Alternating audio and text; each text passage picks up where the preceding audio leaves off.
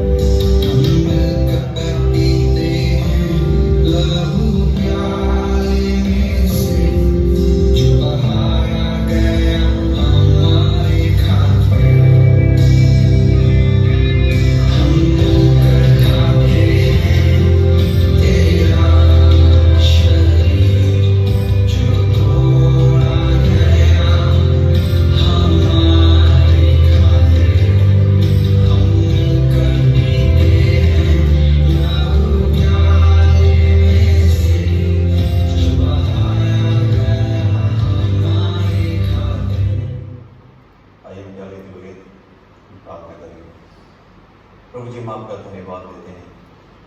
हम धन्यवाद देते हैं प्रभु कि आपने हमको मौका दिया ताकि आपके कीमती और बहुमूल्य शरीर में से हम लोग भागीदार हो सके जो ये रोटी दर्शाती है। हम प्रार्थना करते हैं प्रभु जब इस प्याले में से हम लोग भागीदार होते हैं जो आपके बहुमूल्य लोगों को बताता है, हमारी मदद कर ताकि हम निष्पाप होकर, निष्कलंक होकर, शुद्ध होकर तेरी इच्छा के अनुसार हम लोग चलने वाले हो जाएं। हर एक आदर महिमा सब आपकी है।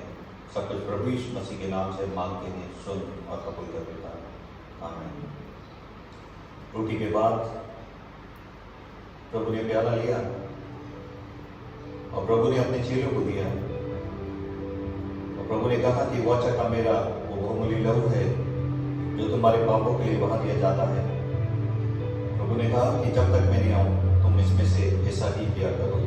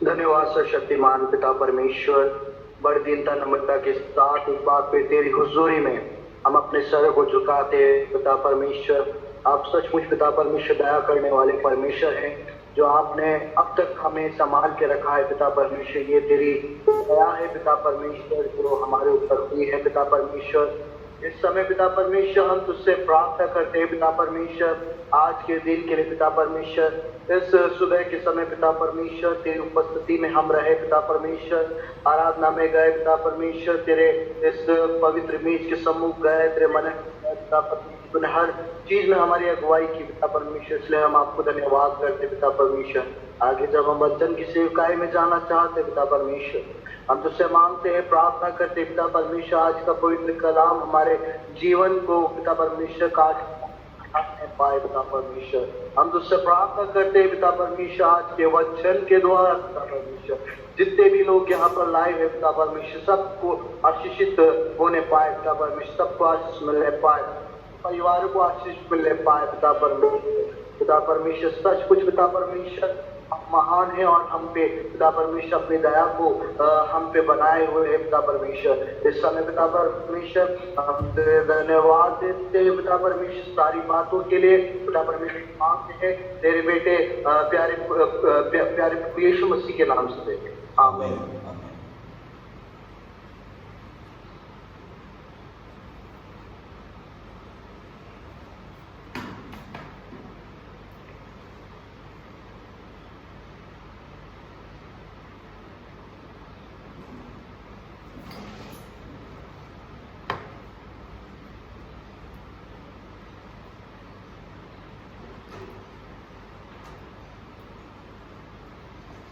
जय मसीह की। और मैं प्रभु का धन्यवाद करता हूँ कि प्रभु ने हम सबके जीवन में सुंदर मौका दिया ताकि हम प्रभु की आराधना को कर सकें और प्रभु की स्तुति और प्रभु की प्रशंसा को कर सकें। और ये कितने आनंद और सौभाग्य की बात है कि जब हम लोग उस स्थिति के कारण हम लोग परमेश्वर के भवन में इकट्ठे नहीं हो पा रहे, लेकिन एक आत्मा में, एक सच्चाई में हम परमेश्वर की आराधना अपने घरों में रहते हुए भी हम कंटिन्यू कर रहे हैं। हमारी थर्सडे की कॉटेज मीटिंग 7:30 to 8:30 कंटिन्यू है और हम लोग कंटिन्यू भी शाम की हमारी 1 घंटे की हम कंटिन्यू प्रार्थना करते रहें। फास्टिंग प्रेयर जो फ्राइडे की है उसमें भी हम लोग भूले नहीं, हम लोग प्रार्थना करते रहें। और संडे की आराधना जो हमारी 10 से 12 बजे तक है, और प्रार्थना करो कि प्रभु हमारे शहर को संभाले, हमारे राज्य को संभाले, हमारे देश को संभाले और पूरे संसार को संभाले, और हम सब एक दूसरे को प्रार्थना में उठाते रहें और परमेश्वर में हम लोग आगे बढ़ते हुए चले जाएं। और मैं वचन में जाने से पहले भाई जोसेफ से विनती करूंगा कि प्रार्थना में अगुवाई करें, उसके बाद हम लोग वचन में जाएंगे, हर एक जनों को याद करते हुए, बातों को याद करते हुए। भाई जोसेफ से विनती करूंगा प्रार्थना में अगुवाई। आइए हम प्रार्थना करें। प्रभु जी धन्यवाद देते हैं आज के दिन के लिए, धन्यवाद देते हैं प्रभु जी आपके अनुग्रह के लिए, आपके आशीष के लिए प्रभु जी, जो आपने हमारे जीवन में दिए प्रभु जी। प्रभु जी सुबह के लिए प्रभु जी हम धन्यवाद देते हैं प्रभु, मौका दिया प्रभु जी हम आपकी संगति कर सके प्रभु जी, आपकी आराधना आपकी स्तुति कर सके प्रभु जी। प्रभु जी हम भले एक दूसरे से शारीरिक रीति से दूर है प्रभु जी, पर आत्मिक रीति से हम एक दूसरे के नजदीक है प्रभु जी। प्रभु जी आपका वचन कहता है जहाँ 2 या 3 जन मेरे नाम से इकट्ठे होते हैं मैं उनके बीच में रहता हूँ प्रभु जी। हमें विश्वास है प्रभु जी आपका हमारे बीच में है प्रभु जी। प्रभु जी ये स्थिति चल रही है, ये जो समय चल रहा है प्रभु जी, इस समय में प्रभु जी हम अपने आप को प्रभु जी ऊंचा उठा सके प्रभु जी, आपके अंदर प्रभु जी, आपके अंदर बढ़ सके प्रभु जी। प्रभु जी विशेष करके प्रार्थना करते हैं आपके लोगों के प्रभु जी, अपने घरों में है वो इस समय का सदुपयोग कर सके प्रभु जी, आपकी रीति से आगे बढ़ सके प्रभु जी। आगे जब हम वचन में जाना चाहते हैं, आपके दास जो वचन हमारे जीवन में बोलना चाहते हैं प्रभु जी, वो हमारी आत्मिक उन्नति का कारण हो सके प्रभु जी, बस उनके आशीष पाने वाले हो सकते हैं। आपके मांगे छोटी सी मांगते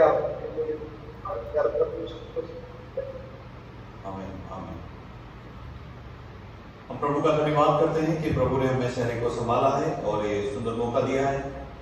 और यदि किसी के पास में कोई भी गवाही है तो 1 मिनट या 2 मिनट के लिए हम लोग बोल सकते हैं, उसके बाद हम लोग परमेश्वर के वचन में जाएंगे। यदि कुछ प्रार्थना का निवेदन है तो वो भी आप लोग बता सकते हैं। यदि कोई प्रार्थना का निवेदन है तो आप बता सकते हैं, और यदि कोई परमेश्वर ने आपके जीवन में अद्भुत काम किया है तो वो भी आप लोग बता सकते हैं, ताकि परमेश्वर का हम लोग धन्यवाद कर सकें।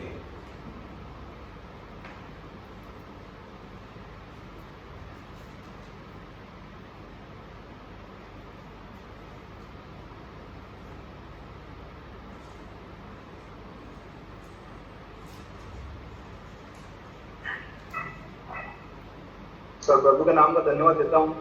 प्रभु ने बीते दिनों में हमारे को, हमारे परिवार को संभाला है।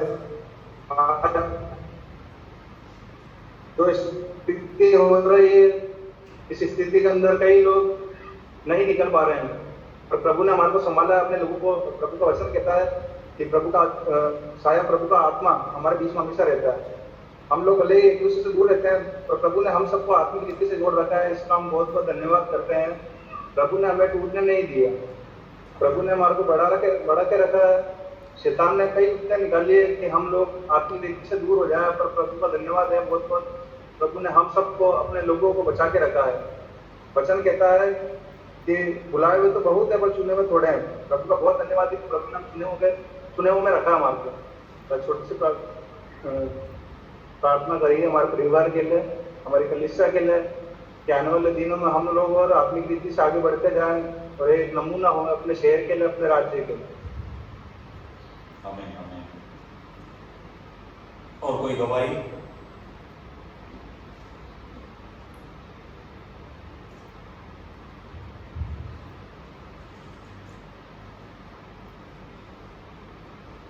और हम लोग निकालेंगे, जैसे आज जो लोग हम लोग परमेश्वर का हम लोग धन्यवाद करते हैं और हम में से हर एक को, हमारे प्रियजनों को, हमारे विश्वासियों को, कलीसिया के विश्वासियों को, हमारे प्रियजनों को प्रभु ने संभाला है और सुरक्षा प्रदान किया है, इसलिए हम परमेश्वर का हम लोग धन्यवाद करते हैं।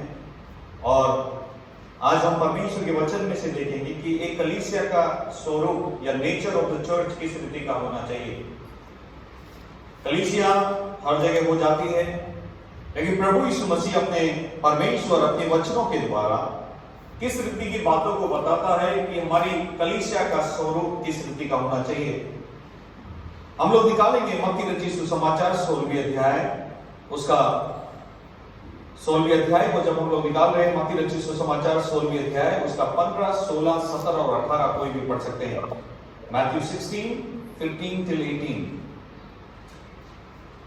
उसने उससे कहा, परंतु तुम मुझसे क्या कहते हो?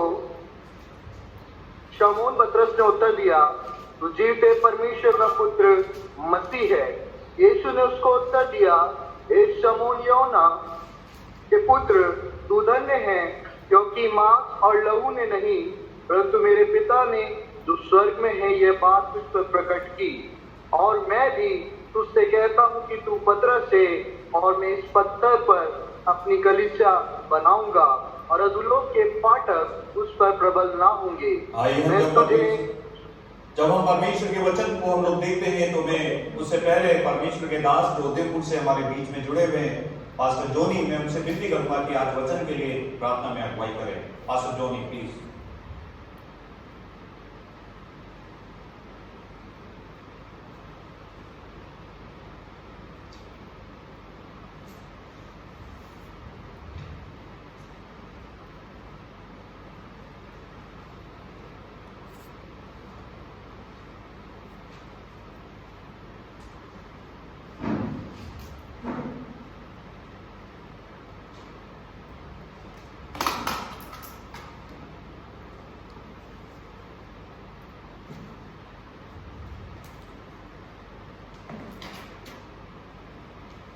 और धन्यवाद हो पास्टर जोनी आपकी प्रार्थना के लिए, और म्यूट होने के कारण हमारे को आवाज नहीं आ पाई, लेकिन हम प्रभु का हम लोग धन्यवाद करते हैं मत्ती रचित सुसमाचार 16वें अध्याय में। और उसमें यदि हम लोग देखें तो वहां पर एक हम लोग कलीसिया के स्वरूप के बारे में देख सकते हैं कि कलीसिया का स्वरूप किस रीति का होना चाहिए।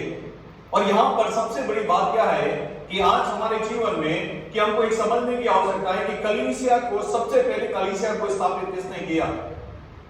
पुराने नियम में यदि हम लोग देखें तो वहां पर कोई कलीसिया नहीं थी या कलीसिया का नाम भी नहीं आया, लेकिन सबसे पहला नाम जो बाइबल में आया कलीसिया के लिए वो मत्ती रचित सुसमाचार उसकी 16वीं अध्याय उसकी 18वीं पद में हम लोग देख सकते हैं। और हम लोग एक बात को और समझ लें कि कलीसिया को सबसे पहले बनाने वाले और कोई नहीं थे, प्रभु यीशु मसीह ही थे।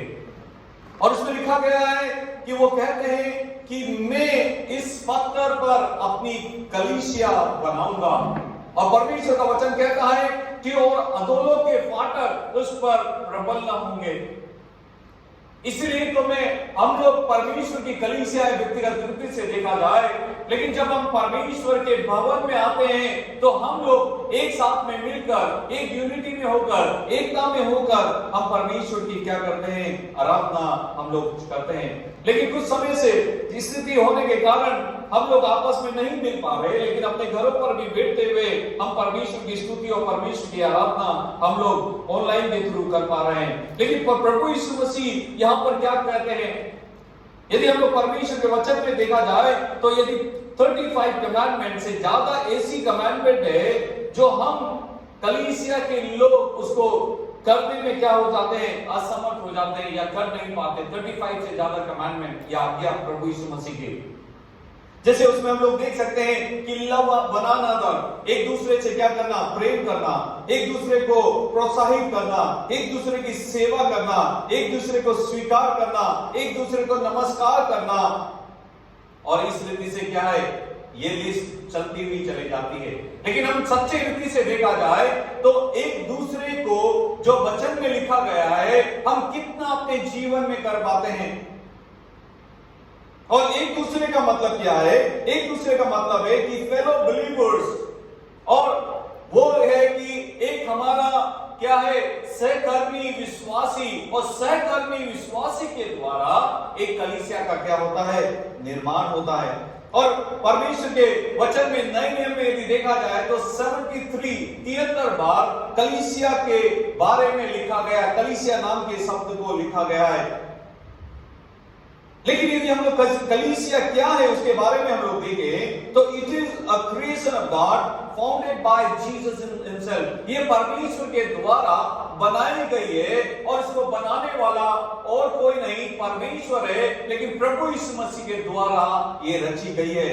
और बाइबल उस कलीसिया के बारे में क्या बताती है कि एक कलीसिया किस रीति की होनी चाहिए। यदि हम लोग पहली बात देखें कि कलीसिया किस रीति की होनी चाहिए, तो the Bible says the church is A fellowship. Bible बताती है कि कलीसिया एक क्या है? संगति है। और यदि हम लोग देखें तो fellowship is not just something the church is, it is something we do. और कलीसिया में आना ही काफी नहीं हमारे जीवन में, चर्च के अंदर आना ही काफी नहीं है, लेकिन कलीसिया में आने के बाद में एक दूसरे के साथ में संगति करना ही हमारे जीवन में प्रभु यहां पर हमारे जीवन में को बताता है। और उसमें यदि हम लोग देखें तो व्हाट इज फेलोशिप, कलीसिया क्या है, फेलोशिप का मतलब क्या है, और उसमें हम लोग देख सकते हैं कि उसमें हम लोग नाउन के बारे में, two fellows on the same ship. दो व्यक्ति यदि एक ही जहाज में हैं तभी जाकर वो फेलोशिप बनती है प्रियो। क्योंकि जब दो व्यक्ति एक ही जहाज में बैठते हैं तो उन दोनों का एक ही जगह पर या एक ही रास्ते में जाने का उनका क्या होता है? इच्छा होता है।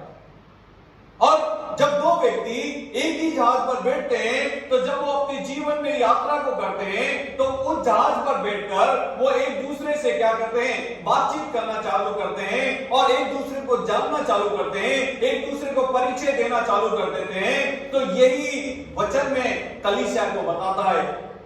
जब हम कलीसिया में आते हैं तो हम लोग अपने आप में एक दूसरे से फेलोशिप रखते हैं, और फेलोशिप का मतलब क्या है? कि हम कलीसिया में एक रीति से वो परमेश्वर के भवन में आ जाते हैं, परमेश्वर के जहाज के ऊपर बैठ जाते हैं, और हमारा प्रत्येक व्यक्ति का जो कलीसिया के भवन में आता है एक ही मकसद होता है कि हम में से हर एक स्वर्ग के रास्ते की तरफ क्या कर रहे हैं?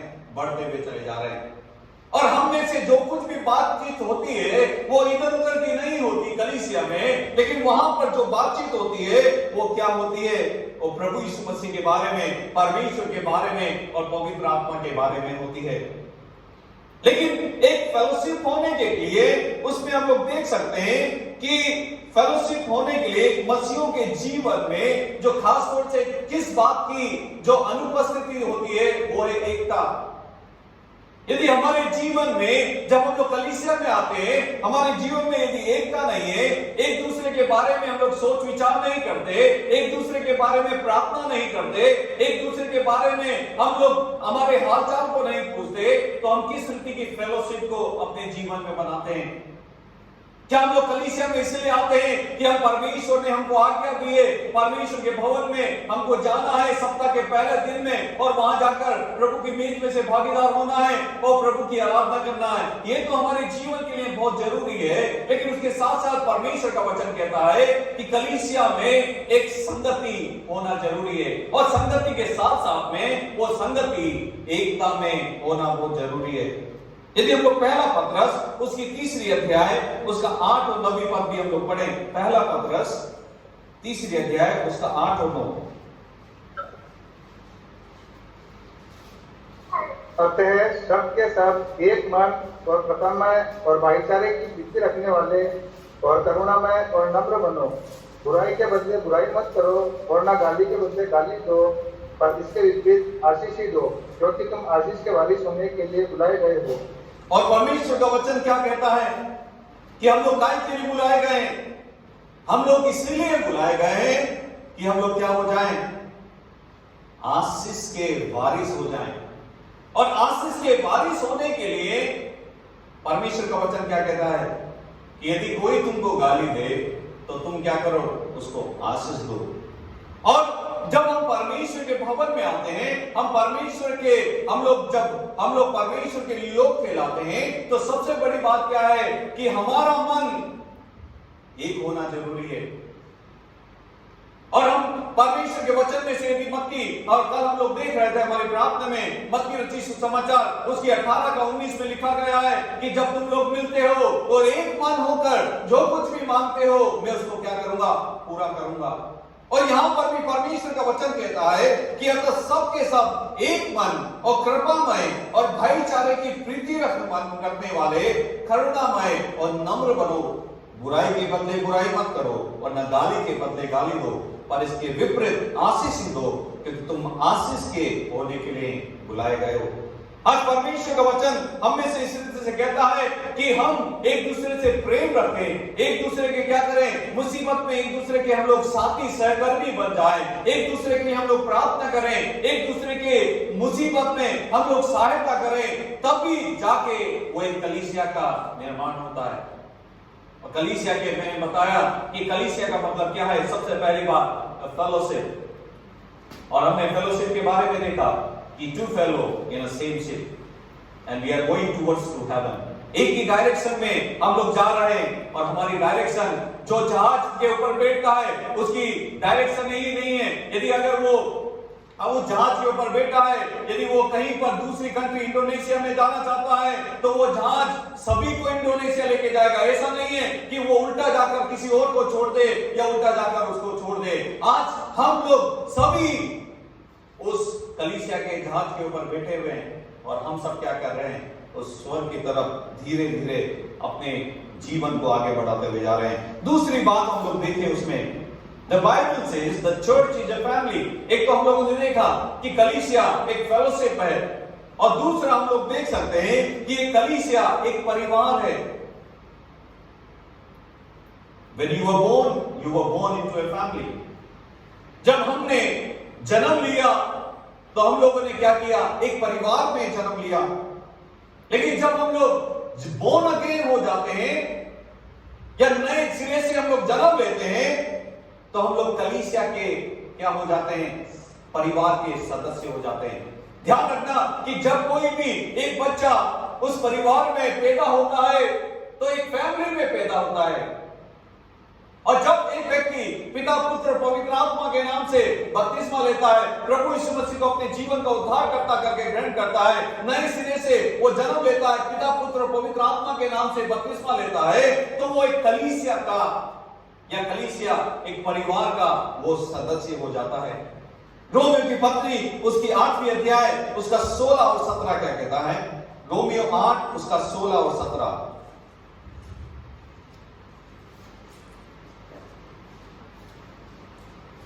रोमियो 8 16 और 17। आत्मा हमारे आत्मा के साथ गवाही देता है कि हम परमेश्वर की संतान हैं, और यदि संतान है तो वारिस भी, वरन परमेश्वर के वारिस और मसीह के संगी वारिस हैं, कि जब हम उसके साथ दुख उठाएं तो उसके साथ महिमा भी पाएं। क्या लिखा गया है कि हम क्या हैं, परमेश्वर की संतान हैं। लेकिन संतान कब होते हैं, जब हम परमेश्वर के भवन में आना चालू करते हैं या कलीसिया में आना चालू करते हैं, जब हम परमेश्वर को अपना उद्धारकर्ता प्रभु यीशु मसीह को उद्धारकर्ता करके ग्रहण करते हैं, पिता पुत्र और पवित्र आत्मा के नाम से क्या करते हैं, बपतिस्मा लेते हैं। लेकिन मैं आपको 4 बातें उसमें हम लोग देख सकते हैं जो अपने परमेश्वर के वचन में पढ़ा कि वे पुट आवर फेथ, जब हम लोग अपना भरोसा परमेश्वर के ऊपर प्रभु यीशु मसीह के ऊपर रखते हैं, तो हमारा क्या होता है, रिलेशनशिप चेंज हो जाता है। जैसे हम लोग प्रभु यीशु मसीह को अपना उद्धारकर्ता करके ग्रहण करते हैं, जैसे हम लोग बैप्टिज्म लेते हैं, हमारा पुराना चरित्र या पुराना हमारा मनुष्यत्व उस पानी में डूब जाता है और हम नए सिरे से क्या होते हैं, नए सिरे से जन्म ले लेते हैं। तो उसके बाद में गॉड बिकेम आवर फादर, परमेश्वर हमारा पिता हो जाता है। हम लोग उस दूसरी बात हम लोग उसकी संतान हो जाते हैं। तीसरी बात हम लोग देख सकते हैं कि जो कलीसिया के विश्वासी लोग हैं हमारे भाई बहन हो जाते हैं। चौथी बात हम लोग देख सकते हैं, the church becomes your spiritual family, और कलीसिया आपका आत्मिक परिवार हो जाता है।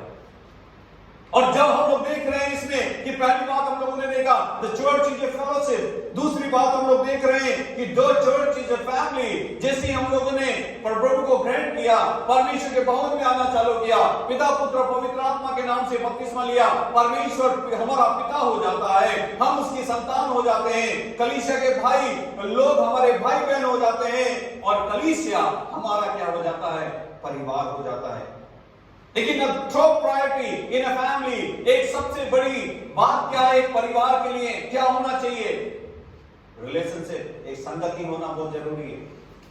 बिना संगति के कोई परिवार अच्छी रीति से नहीं चल सकता। आज संगति नहीं होने के कारण, पिता को अपने बच्चों को समय नहीं देने के कारण, माँ को अपने बच्चों को समय नहीं देने के कारण, माता पिता को या पति पत्नी को आपस में समय नहीं देने के कारण आज परिवार क्या हो रहे हैं? टूटते हुए जा रहे हैं। लेकिन कलीसिया इस रीति से बताती कि उसी रीति से हमारी भी कलीसिया हो। सबसे मेन बात क्या है? उस कलीसिया में एक दूसरे के साथ में संगति रखना बहुत जरूरी है। और यदि पहला तीमुथियुस उसकी 5वीं अध्याय उसका पहली और दूसरी पद भी हम लोग देखें, पहला तीमुथियुस 5 का 1 और 2। किसी बूढ़े को ना डांट, पर उससे पिता जानकर समझा दे, और जवानों को भाई जानकर, बूढ़ी स्त्रियों को माता जानकर, और जवान स्त्रियों को पूरी पवित्रता से बहन जानकर समझा दे। क्या लिखा गया है? एक दूसरे को आदर या सम्मान देते हुए। उसमें सबके बारे में लिखा गया है। बूढ़े को न डांट, उसे पिता जानकर समझा दे, एक आदर और सम्मान देते हुए। जवानों को भाई जानकर, बूढ़ी स्त्रियों को माता जानकर, जवान स्त्रियों को पूरी पवित्रता से बहन जानकर, या दूसरे शब्दों में हम लोग देख सकते हैं एक दूसरे को आदर और सम्मान देते हुए। Nobody elected you into your family. आपको किसी ने भी चुना नहीं आपके परिवार में। जब हम लोग पैदा होते हैं तो माँ बाप नहीं चुनते कि मुझको ये बच्चा चाहिए, वो बच्चा चाहिए। जो बच्चा उस परिवार में आ गया, वो परिवार का क्या हो जाता है? प्रिय हो जाता है, माता पिता का प्रिय हो जाता है। जब हम परमेश्वर के चरणों पर आते हैं, हम चाहे कितने भी पापी हों, कितने भी हम लोगों ने गुनाह किए हुए, लेकिन जिस समय हम लोगों ने प्रभु के ऊपर विश्वास किया है, प्रभु को अपने जीवन का मालिक करके ग्रहण किया है, न रंग, न रूप, न धन, न संपत्ति, न गरीब, न अमीर, न ऊंच या न नीच, न गोरा, न काला, कोई भी मायने नहीं रखता।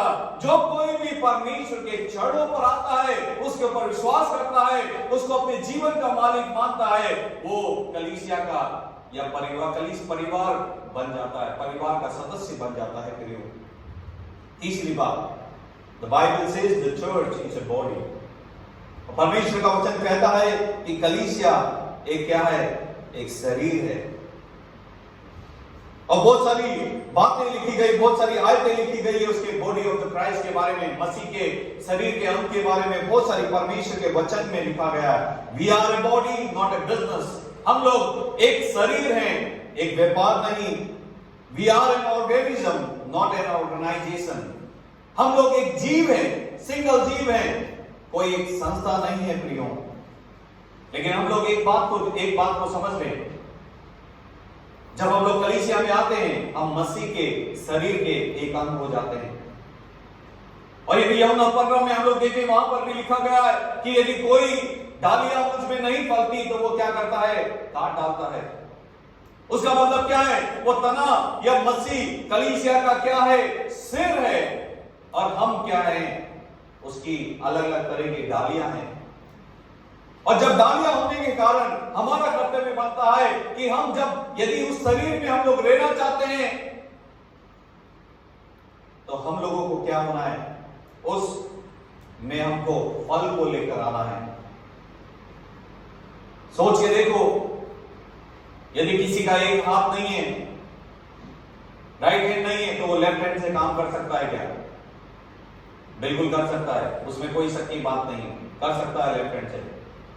लेकिन वो उस रीति से नहीं करेगा जो उसका राइट हैंड कर सकता है। यदि किसी के पास में एक पांव नहीं है, क्या दूसरे पांव से चल सकता है क्या? बिल्कुल चल सकता है। लेकिन यदि दूसरा पांव भी होगा तो चलेगा नहीं, वो दौड़ेगा, वो पूरी रीति से दौड़ सकता है। उसी रीति से कलीसिया भी हमारे जीवन में है प्रियो। ये जरूरी नहीं है कि एक व्यक्ति के द्वारा कलीसिया चलती है, लेकिन कलीसिया के प्रत्येक सदस्य के द्वारा कलीसिया का निर्माण होता है। यदि हम लोग पहला कुरिन्थियों उसकी 12वीं अध्याय उसके 12वें पद को भी पढ़ें, पहला कुरिन्थियों उसका 12 का 12, फर्स्ट कोरिन्थियंस चैप्टर 12 वर्सेस 12।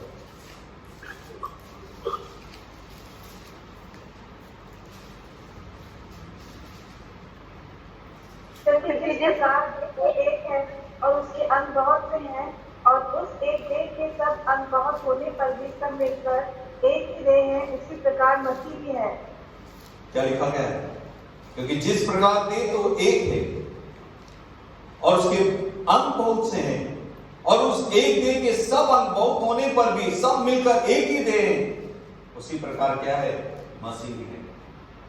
फिर जब हमने प्रभु को अपने जीवन का उद्धारकर्ता करके ग्रहण किया है, जब हमने पिता पुत्र और पवित्र आत्मा के नाम से बपतिस्मा लिया है, जब हम उसकी मेज में से भागीदार होते हैं, ये रोटी प्रभु के शरीर को बताती है, ये प्याला प्रभु के लहू को बताता है। वही व्यक्ति इस रोटी में से, देह में से भागीदार हो सकता है, वही व्यक्ति इस प्याले में से भागीदार हो सकता है जो लहू को बताता है, जिसका डीएनए एक समान हो जाता है। जन्म के बाद में नहीं बोल रहा मैं, नए जन्म के बाद में हमारा और प्रभु यीशु मसीह का डीएनए क्या हो जाता है? एक जैसा हो जाता है, और उसी के कारण तो उसका बहुमूल्य और कीमती लहू हमको हमारे पापों से शुद्ध करता है। लेकिन उसमें सबसे टॉप प्रायोरिटी क्या है? Unity with diversity. उसमें क्या है कि हम लोग एकता में अलग अलग होने के बाद भी हम लोग एक हैं, हम लोग अलग अलग हैं, हमारे हाथों की उंगलियां अलग अलग है, कोई छोटी है कोई बड़ी है, लेकिन उसके बावजूद भी क्या है? हम लोग के डीएनए जन्म के बाद में यदि देखा जाए तो अलग है, हमारी उम्र अलग है, लेकिन उसके बावजूद भी परमेश्वर का धन्यवाद हो कि परमेश्वर हम में से प्रत्येक को एक ही नजर से देखता है और हम सबको क्या करता है? वो प्यार करता है। पहला कुरिन्थियों उसकी 12वीं अध्याय उसका 21 और 22 पद भी पढ़े हम लोग, 21 और 22, 21 और 22 पद भी, पहला कुरिन्थियों 12 का 21 और 22।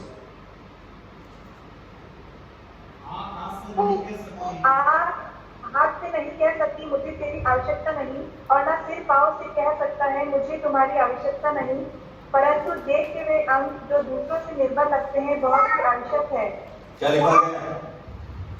हमको समझने की जरूरत है कि एक आंख हाथ से नहीं कह सकती कि मुझको तेरी जरूरत नहीं, हाथ पाँव से नहीं कह सकता कि मुझको तेरी जरूरत नहीं, लेकिन शरीर के निर्बल अंग भी उस शरीर को बनाने के लिए बहुत आवश्यक है।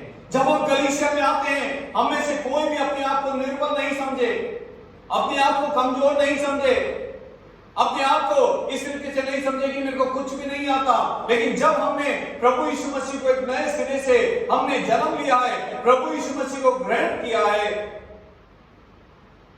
तो हम में से कोई सा भी व्यक्ति हो, प्रभु यीशु मसीह के लिए वो क्या है? बहुत आवश्यक है और जरूरी है। चौथी बात हम लोग देखें, जो आखिरी बात है, the Bible says the church is a flock. अब बाइबल इस तरीके से बताती है कि कलीसिया एक झुंड है, और ये सबसे बढ़िया प्रभु यीशु मसीह की हम लोग कह सकते हैं कि परिभाषा है, और वो कहता है कि माय लिटिल फ्लॉक, हे मेरे छोटे झुंड। और हम लोग इस बात को जानते हैं कि एक कलीसिया को चलाने के लिए, एक चरवाहा की या एक झुंड को चलाने के लिए, भेड़ों को चलाने के लिए एक चरवाहा की आवश्यकता होती है। और हम लोग एक कलीसिया के, हम लोग देख सकते हैं कि कलीसिया के हर एक लोग अपने अपने जीवन में एक छोटे से भेड़ के समान होंगे या एक सदस्य होंगे, लेकिन चरवाहा कौन हो जाता है? पासवान हो जाता है। लेकिन उससे बड़ा चरवाहा कौन है? कलीसिया का जो सिर कौन है? वो प्रभु यीशु मसीह है, और वो हमारा चरवाहा है। और भजन संहिता 23 में लिखा गया है कि अच्छा चरवाहा मैं हूं, यहोवा मेरा चरवाहा है, मुझे कोई घटी नहीं होगी। यहोवा की किताब में लिखा गया है अच्छा चरवाहा वो है, प्रभु यीशु मसीह है हमारा। जब हम कलीसिया के सदस्य हो जाते हैं, हम अपने नए रीति में हम लोग जन्म ले लेते हैं, तो हम परमेश्वर की परिवार के सदस्य हो जाते हैं, और परमेश्वर और प्रभु यीशु मसीह हमारा अच्छा चरवाहा हो जाता है। पहला पत्रस उसकी 5वीं अध्याय उसका 2, 3, 4 भी पढ़े हम लोग। पहला पतरस उसकी 5वीं अध्याय उसका 2, 3, 4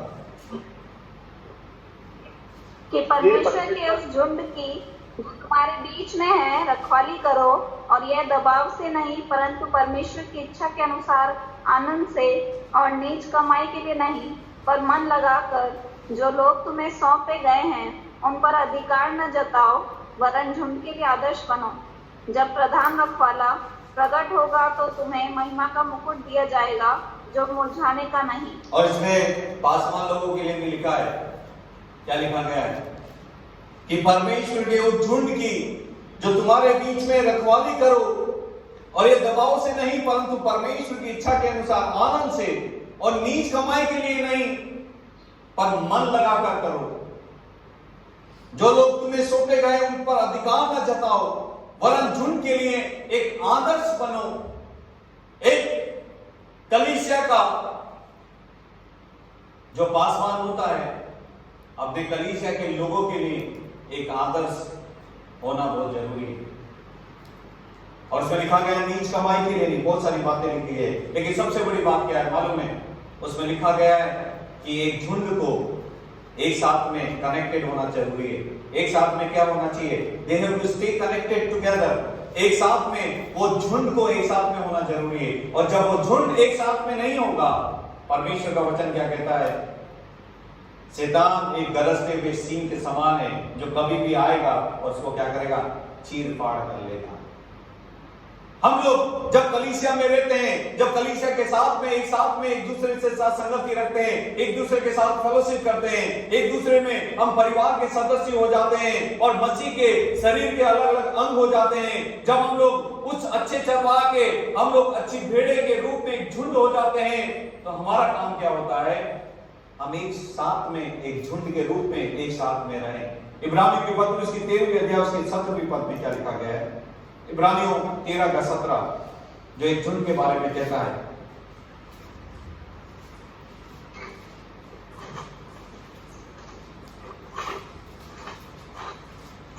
अपने अगुओं की आज्ञा मानो और उनके अधीन रहो, क्योंकि वे उनके समान तुम्हारे प्राणों के लिए जागते रहते हैं, जिन्हें लेखा देना पड़ेगा। वे यह काम आनंद से करें, न कि ठंडी सांस ले लेकर, क्योंकि इस दशा में तुम्हें कुछ लाभ नहीं। क्या लिखा गया है?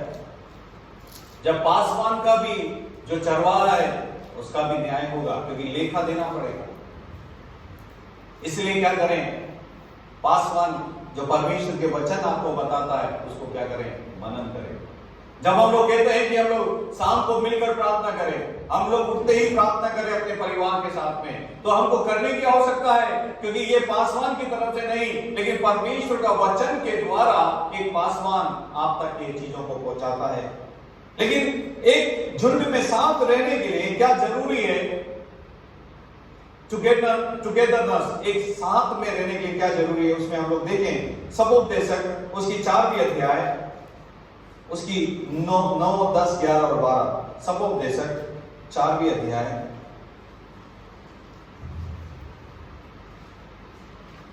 उसका 9, 10, 11, 12।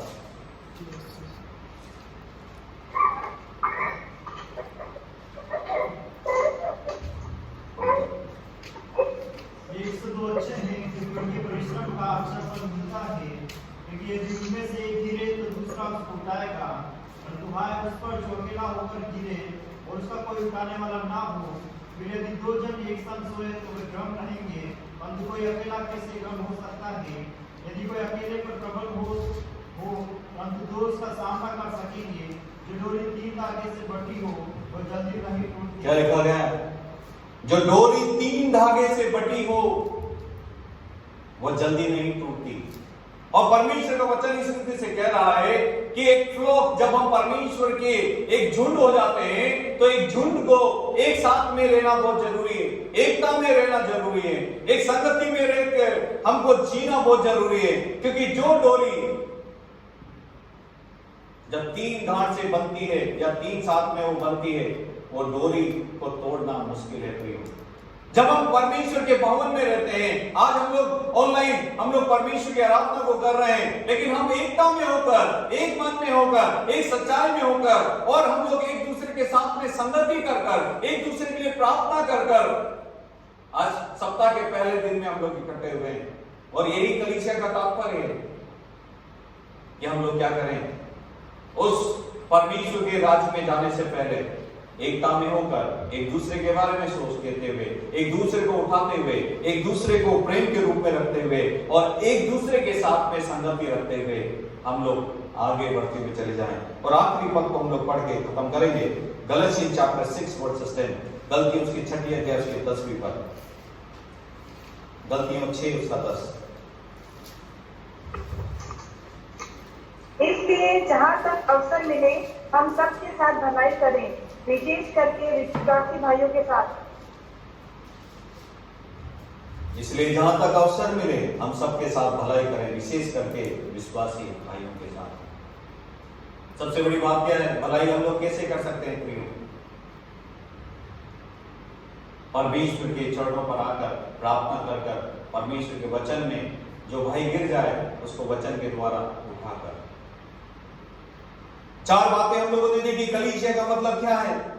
कलीसिया का मतलब और कुछ भी नहीं है। कलीसिया का मतलब है एक फेलोशिप, और फेलोशिप का हम लोगों ने मेन देखा कि फेलोशिप कैसे हम रोक सकते हैं, एकता में होकर हम एक दूसरे के साथ फेलोशिप रख सकते हैं। दूसरा हम लोगों ने देखा कि कलीसिया क्या है, कलीसिया का प्रारूप क्या है। कलीसिया का प्रारूप एक परिवार है, और एक परिवार को किस रीति से एक परिवार आगे बढ़ सकता है, एक संगति के द्वारा, रिलेशनशिप के द्वारा वो परिवार आगे बढ़ सकता है। तीसरी बात हम लोगों ने देखा कि कलीसिया का प्रारूप क्या है। कलीसिया एक शरीर है, और मसीह उसका मेन तना है, हम लोग उसकी डालियां हैं, और हम लोग उसका मेन क्या प्रायोरिटी क्या है कि यूनिटी विद डाइवर्सिटी, विभिन्नता में एकता है। हम लोग किसी भी रीति के हों, लेकिन हम लोग एक हैं, और हम लोगों का एक ही मकसद है, उस स्वर्ग में जाने के लिए, और एक दिन परमेश्वर की आराधना और परमेश्वर की स्तुति करने के लिए। और चौथी बात हम लोग ने क्या कि कलीसिया का प्रारूप क्या है। कलीसिया एक झुंड है, और एक झुंड जब तक झुंड नहीं कहलाता, जब तक वो टुगेदर या एक साथ में समय को नहीं बिताता। आइए लोग अपने सिरों को झुकाएं, अपनी आंखों को बंद करें।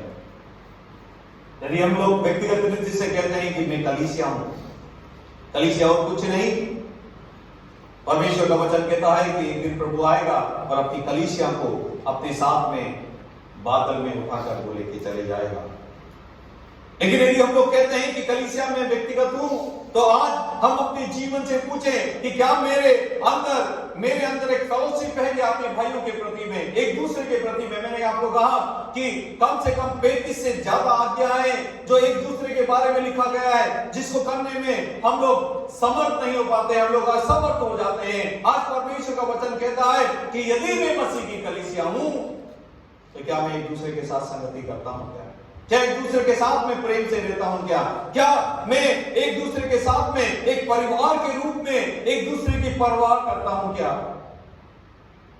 और सबसे बड़ी बात क्या है कि क्या मैं उस मसीह के शरीर में मैं जुड़ा हुआ हूं? क्या जो तना है मैं उसकी डालियां हूं, और क्या मैं यदि उसके साथ में जुड़ा हुआ हूं तो क्या मैं फल को लेकर आता हूं? जो डाली फल को लेकर आती है, वो डाली उस फल को नहीं खाती, लेकिन फल को खाने वाला दूसरा होता है। क्या मैं दूसरे के लिए फल को लेकर आने वाला हूं, या आशीष को देने वाला हूं? यदि परमेश्वर के वचन में पहला पत्र में देखा कि कोई मेरे प्रति बुराई करे तो मैं बुराई नहीं करूं, कोई मेरे बारे में गाली दे तो मैं गाली के बदले उसको आशीष दूं, क्योंकि आशीष के लिए ही हम लोग बुलाए गए हैं। और यही कलीसिया का सबसे बड़ा प्रारूप है प्रियो। यदि हम लोग नहीं करते हैं तो क्या हम परमेश्वर से कहने के लिए तैयार है कि प्रभु मैं तेरी कलीसिया हूं, लेकिन तेरी कलीसिया होने के नाते मेरे भाइयों के साथ में मैं संगति करना चाहता हूं, मैं तेरे साथ में संगति करना चाहता हूं। अभी तक मैंने संगति नहीं की, अभी तक मैंने तेरे साथ में समय को नहीं बिताया, लेकिन मैं चाहता हूं कि मैं तेरे साथ में संगति करूं, मेरी कलीसिया के भाइयों बहनों के साथ में संगति रखूं, एक दूसरे के साथ में प्रेम से रहूं, एक दूसरे को उठाऊं और उनके बारे में मैं सोचूं। और न केवल इतना हो, लेकिन मैं तेरे लिए आने वाले दिनों में मैं फल भी लाने वाला हो सकूं, दूसरों को मैं प्रभु के सामने भी लाने वाला हो सकूं, और दूसरों को मैं प्रभु के चरणों पर लाने वाला हो सकूं, और मैं आत्माओं को जीत कर मैं तेरे लिए फल को लेने वाला हो सकूं। प्रभु जी, हम आपका धन्यवाद देते हैं शुद्ध समय के लिए जो आपने हमारे जीवन में दिखाया है। हम धन्यवाद देते हैं प्रभु आपके हृदय का अनुग्रह के लिए, आपके दया और आपकी करुणा के लिए। जब हम पापी ही थे तभी मसीह हमारे लिए उस क्रूस के ऊपर बलिदान हो गया, मर गया। हम धन्यवाद देते हैं कि हम उस क्रूस के ऊपर चढ़े हुए प्रभु यीशु मसीह को या कब्र में रखे हुए प्रभु यीशु मसीह की आराधना नहीं करते, लेकिन वो हमारा प्रभु कब्र से आजाद हो गया, वो जिंदा प्रभु है और वो स्वर्ग में उठा लिया गया और एक दिन आएगा और मुझ कलीसिया को अपने साथ में लेके जाएगा। लेकिन मेरी मदद कर, मेरी सहायता कर पिता, कि मैं इस रीति की कलीसिया बनूं जो तेरे सामने, जो तुझको स्वीकार करने वाला हो सके प्रभु, तेरी इच्छा के अनुसार चलने वाला हो सके। जैसे पौलुस कहता है कि मैं नहीं लेकिन मसीह मुझ में जीवित है। प्रभु हमारी मदद कर ताकि मसीह का स्वभाव हमारे अंदर आने पाए। प्रभु हमारी मदद कर ताकि हम लोग एक दूसरे से संगति कर सकें, आपके साथ में संगति कर सकें, प्रार्थना के द्वारा, वचन पढ़ने के द्वारा। और प्रभु हम जिस रीति का तूने हमसे प्रेम किया है वही हम एक दूसरे के साथ में प्रेम को रख सकें और एक दूसरे को मसीह में उठा सकें। आपने हमें से हर एक को संभाला, इसलिए हम आपको धन्यवाद देते हैं। इस लॉकडाउन में भी प्रभु जी अपने अपने घरों में रहते हुए, आपके चरणों पर बैठते हुए, एक दूसरे के साथ में हर समय प्रभु जी संगति रखने के लिए, प्रार्थना के द्वारा एक दूसरे को उठाने में जो आपने मदद किया, सहायता की, इसलिए हम आपको धन्यवाद देते हैं। इसको निरंतर करने में तुम्हारी मदद कर, तुम्हारी सहायता कर। हर एक आदर महिमा सब आपकी है। सब कुछ प्रभु यीशु मसीह के नाम से मांगते हैं, सुन और कबूल करते का, आमीन। परमेश्वर पिता का प्रेम, पुत्र का अनुग्रह और पवित्र आत्मा की सहभागिता हम सब के साथ अब से लेकर सदा तक होती रहे। आमीन। आमीन। जय मसीह।